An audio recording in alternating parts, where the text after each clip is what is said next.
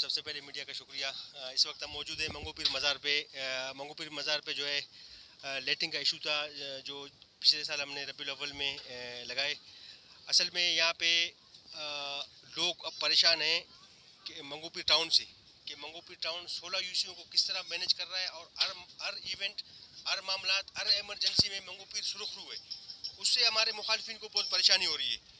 तो अल्हम्दुलिल्लाह आज जो है खलीफा साहब का मेहरबानी, पिछले दफ़ा हम आए थे पिछले दिनों, तो खलीफा साहब ने रिक्वेस्ट की कि मंगू पीर में लाइटों की कमी है।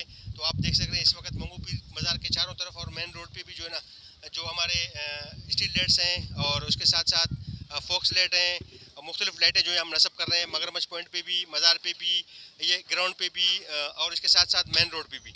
तो इंशाल्लाह मुखालफिन और परेशान हो जाएंगे और मैं उनको और परेशान करता रहूँगा। मंगू पीर को जो है ना सुरखरू करूँगा मैं, पूरे कराची में, बल्कि पूरे सिंध नहीं, पूरे पाकिस्तान नहीं, वर्ल्ड में मंगू पीर को मैं नुमाया करूँगा। मेरी कोशिश होगी कि बाकी 3 सालों में ऐसा काम करके जाएंगे कि मुखालफिन खुद बोलेंगे कि वाकई मंगू पीर टाउन काम कर रही है। बहुत शुक्रिया।